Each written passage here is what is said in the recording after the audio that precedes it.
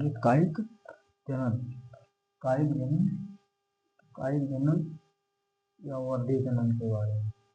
कायिक जनन या वर्धी जनन के बारे में। तो कायिक जनन या वर्धी जनन। पादपों में कायिक जनन, पादपों में कायिक जनन। देखिए अलैंगिक जनन, अलैंगिक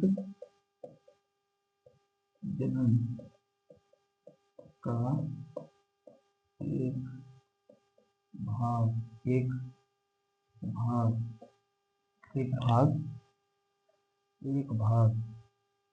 कायिक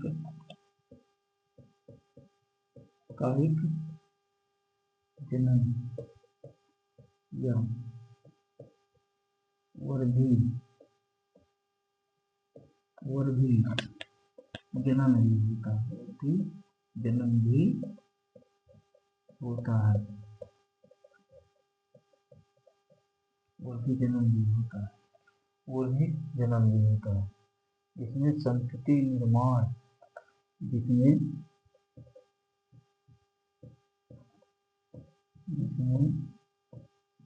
संतति निर्माण, संतति निर्माण, संतति निर्माण, निर्माण पादपों के कायिक, पादपों के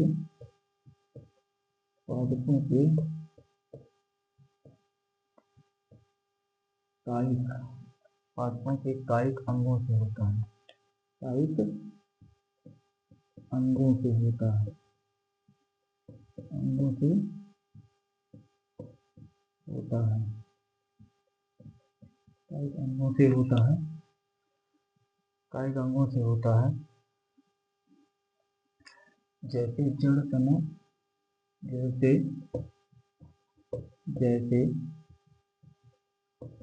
जड़ तना, पत्ती और पत्र कलिकाओं पर, कलिकाओं के पत्र पर कलिकाओं के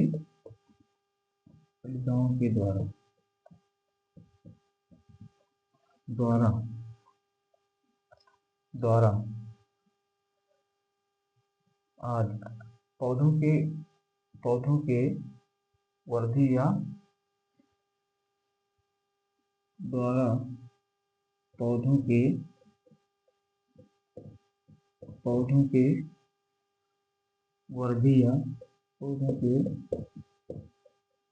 वर्धी या कायिक भाग को, कायिक भाग को कायिक जनन कहते हैं, कायिक जनन करते हैं, जनन कहते हैं, कायिक जनन कहते हैं। इसमें क्या होता है कि पुष्प को छोड़कर ये सभी भागों की कायिक जनन होगा। पुष्प को छोड़कर सभी शेष भागों में कायिक जनन होता है। तो कायिक जनन के जो है कायिक जनन दो प्रकार के होते हैं। तो कायिक जनन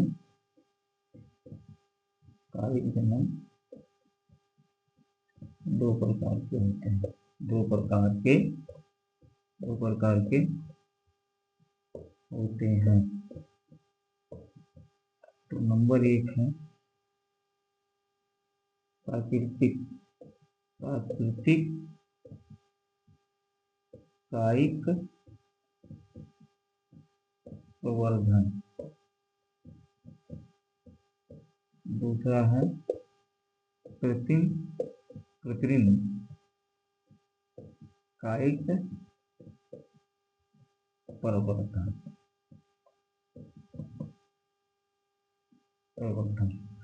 तो देखिए क्या है कि आलैंगिक जनन का एक भाग भाग कायिक जनन या वर्धी जनन भी होता है, जिसमें संतति निर्माण पादपों के कायिक अंगों से होता है, जैसे जड़, तना, पत्ती और पत्र परकलिकाओं के द्वारा। पौधों के वर्धी या कायिक भाग को कायिक जनन कहते हैं। कायिक जनन दो प्रकार के होते हैं। पहला है प्राकृतिक कायिक जनन और दूसरा है कृत्रिम कायिक जनन। प्राकृतिक कायिक जनन और दूसरा है कृत्रिम कायिक जनन, यानी कि पुष्प को छोड़कर पुष्प को छोड़कर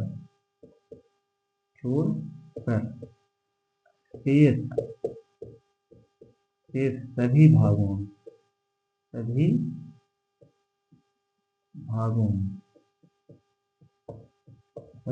में कायिक प्रवर्धन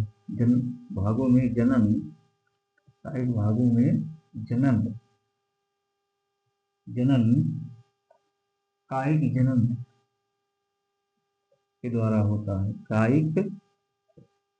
कायिक जनन या वर्धी जनन के द्वारा होता है। वर्धी जनन के द्वारा होता है। अब देखिए इसमें क्या है कि पुष्प को छोड़ करके ये सभी भाग, जैसे जड़ है, तना है, पत्ती है, पत्र पत्रिकाओं के द्वारा ये सारे भाग होते हैं, जिनके जो है नए पौधे बनते हैं। अगर वीडियो समझ में आया है तो लाइक और शेयर करिए।